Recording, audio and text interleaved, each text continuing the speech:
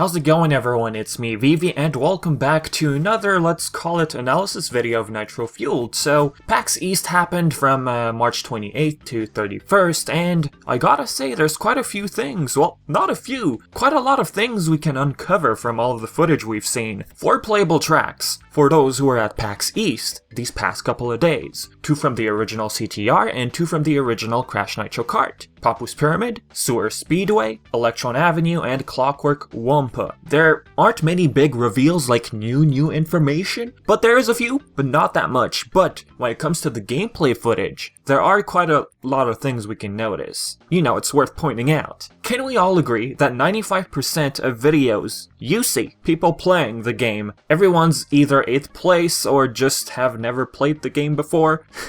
I mean, it's quite entertaining. I don't want to sound mean, I understand some people are rusty, they haven't played the games in years, but I don't know, it's funny. Like running into a wall, hitting corners when drifting, not using boosts at all. But you know what's annoying about this? Once this happens, once journalists see this type of footage, they start comparing this to Dark Souls. And guys, if you ever stumble upon an article of CTR getting compared to Dark Souls, it's a meme at this point. They're only doing it for clicks, okay? It's just a joke. So about PAX, the game, people were playing it online only. That was the only mode available, as you can see by the name tags on top of the characters' heads. As for the aesthetics, there isn't much to say other than wow, Beenox is doing a great job. Aren't we all tired of hearing that? We know, they're doing a fantastic job. But I do want to mention that Sewer Speedway has the addition of enemies from Sewer or later, a level from Crash 2, we have the barrel thrower Potaroo from Toxic Waste from Crash 1, even the machine gunner from Cortex Power, a level from Crash Bandicoot 1. And let's not forget the addition of lizard creatures, the big one, those green things coming out of the tunnels. Pretty cool. Papu's Pyramid, we have the lab assistant hanging off of CTR's logo in the beginning. And these animations, they seem to change the further you get into the race. These are little details I love. I'm currently talking mostly about Papu's Pyramid. I mean, it's just an example. Let's go with this level. Why not? We have Piranha Plant at the beginning, during the opening, teaching its kids, I believe, how to eat carts or something.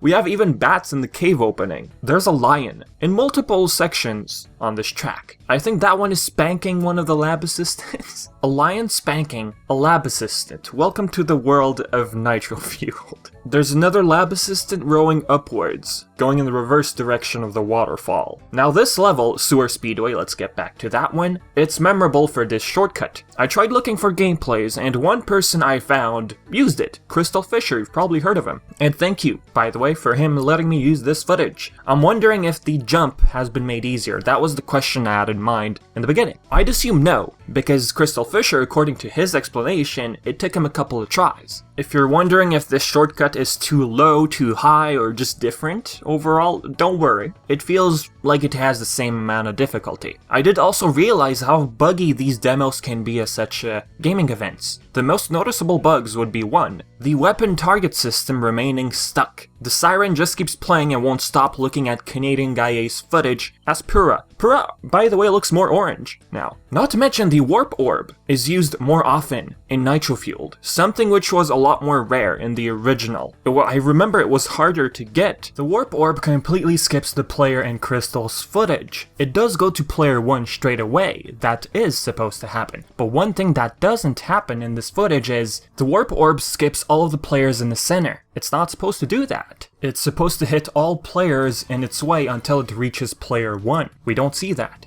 Also, something Fissure pointed out about the distribution, like Aku getting him in first place, clocks being used way too much. I mean, they should try and look into that. 2 would be the player HUD glitching here, noticeably in Canadian Gaia's footage of Sewer Speedway. Did the original suffer from this as well? It could, did it? If it did, I can't really blame online mode for such a bug.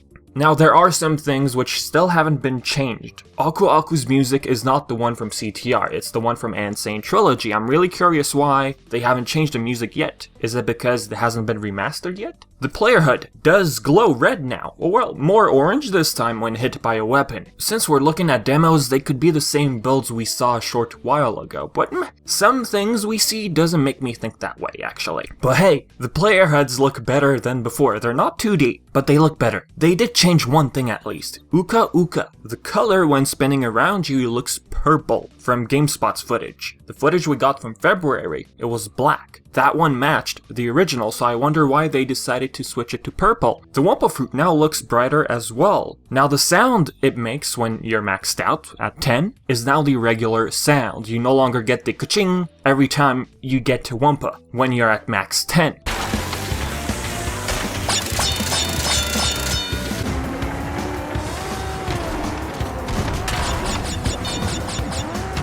The third slide boost no longer makes you go straight. This is something people have been pointing out in the comment section. Hey Vivi, have you realized when you do a slide boost, the third one, you just go straight? It wasn't like that in the original. They fixed it, just looking at this footage. Also, all arrows are gold for whatever weapon is chasing after you. What I mean by this is originally, an incoming warp orb, for example, would have blue arrows. Now it's gold. It could confuse people. I don't think it's that much of a deal, but it's an easy fix, I take it. Another thing you can notice as well looking at all the footage we've got since PAX, you pass through people. I'm not saying they changed it, but it's been like this since early footage. There is a slight push looking at this footage when bumped, but ultimately the opponent passes through you, whereas in the original it didn't do that. The turrets, looking at GrizGaming's gameplay, also seem to be slower or just have a hard time tracking the opponent. I understand they don't have 10 Wumpas, but still, there's something a little off here. Also, one thing I brought up in an older analysis, the blue-purple flame you get when going over a jump turbo pad, I still think this doesn't have anything to do with the super turbo pads some levels had originally in CTR. This new blue-purple flame is Beenox's new feature, call it? I can say this though, the blue-purple flame does have to do with certain height you reach. Remember, you have a height meter as well, on the right bottom corner. Reaching certain heights grants you maximum speed for a couple of seconds, don't forget about that. All jump pads have this in common now. Interesting. And no, I don't believe this is part of the reserve system.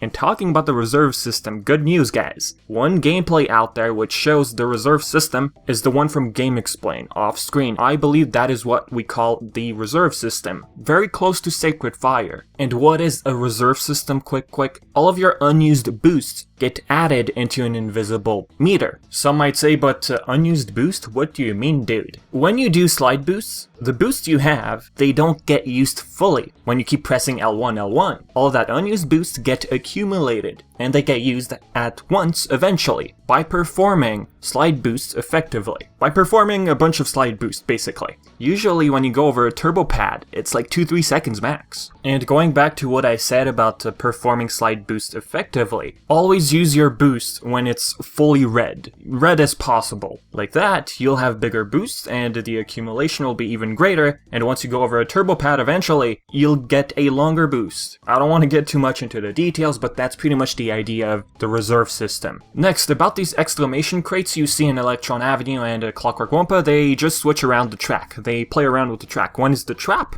and the other switches around the turbo pads on the left and right. There's also a new boost gauge for, I believe, beginners? One ouchie ouch, we see. Online mode for now seems to suffer from latency issues. Here we have Cortex moving when the race hasn't started yet. Another little thing, here the turret appears after 3 seconds. You guys might ask, hey, is that a bug? Usually it takes 5 to 6 seconds, looking at GrizGaming. This happened in the original, when you pressed X, so it's nothing new. Canadian Gailla's footage, when hit with the clock, you can still get a weapon and use it, whereas in the original, that wasn't possible. And talking about Canadian Gailla, he did interview creative director Thomas Wilson. Go check it out. It's pretty interesting. Link will be in the description below. As for remaining idle at the start of the race online, I believe we're waiting for others to skip their intro. Looking at this opening, it says waiting for others to skip. Next, here's a screenshot of the lobby online. Seeing a bunch of pullers is just hilarious to me. One thing many are bringing up, Papu looks smaller. His size is very close to Polar's. Nitrous Oxide, from his gameplay, we understand why they wanted to make him smaller. Originally he was just too big. I mean, they could still use the big version of Nitrous Oxide. He was too big for the PS1 due to its limitations. Now we're talking about the PS4. They could make him bigger, but I simply feel Beenox wants to make all big characters a proper size for the tracks. Now the way this works online mode, just looking at this screenshot, we get a lock once everyone chooses their character and cart. The background looks to be Slide Coliseum. That last turn before the finish line would be the hint. Up to 8 players online confirmed even by Beenox. You count 8 here and it also has been confirmed by Beenox. I'll get more into that later. About the track selection, it was randomized apparently. User Timors over on Crash Bandicoot's Reddit got to play and shared his experience and had to say this. The demo didn't have an option to select skins or modify your kart colors, so I had to race with each character's primary colors. As for the process of choosing races, it likely won't stay in the game, but we couldn't choose the track we wanted. The races we did were one CTR track first, Papu's Pyramids, Sewer Speedway, and followed by a track from CNK, Clockwork Wumpa, Electron Avenue. And the track we did for both sets was 50-50 random chance on where we would race. It's possible that when the game comes out, there will be an option to select which track of small handful you will race, and based on your vote. Kind of like in Call of Duty Modern Warfare 2, you could choose which map you'll play next in online. The last point mentioned by the user is very well likely to be the case. If not, it could be slightly different, I don't know, but really, someone who starts a game online can at least choose the track he or she wants. As for the first point brought up, the user's correct. People at PAX could only switch characters and karts, no customization. Looking at this footage off-screen by user Iron Lord Podcast, you can switch karts, but colors all match the respective character. However, Hero Coco seems to have Engine's kart, unless this is Beenox's pink. It looks purple to me. But I don't want to get into the old, oh, this is the wrong shade of purple, ring any bells? Spyro flashbacks, everyone. Looking at the reveal trailer, though, Coco had a purple kart. Don't tell me this is pink, okay? That's purple. And the chassis is black, even. Interesting. Crash's Team Oxide kart is missing the white stripes, though. Interesting as well. Also, it seems the stats are attached to the characters and not the karts. You pick Crash, you have Crash's stats. You pick Coco, you have her stats. The stats are only attached to the characters. In a way, I understand why they went with this style. Because, you know, when people, let's say your friend, takes your car for a drive, you're gonna feel like your friend drives differently. I don't know if that's the best comparison ever, but... In looking at these karts, they all have steering wheels. Wow, Vivi, way to point out the most obvious. But really, originally Team Cortex's kart had 2 handles. Now it has a steering wheel. Same applies for Nitrous' kart, from the older footage. Well, it's not that old, it's recent. No longer joysticks. So now looking at this character select screen, it's as if there's room for 25 or 30 characters. I mean, all characters from CNK have been confirmed. If you add that and start wondering about the remaining characters, could they consider Spyro characters? I mean, if Spyro is not in this, I'd be very surprised. As for any additional info from Beenox, they did reveal some new things. They confirmed that Adventure Mode will have 2 categories. Classic Mode, as in you can't switch your character or kart, basically the original, nothing different. And then we have Nitro-Fueled Mode. You can switch your character and kart however you like. They use the word customize, so customization has been confirmed. Unless by customize they mean switch characters, karts I mean. Nah, customization is customization. Right? If you're using the word customize, then it should mean customize.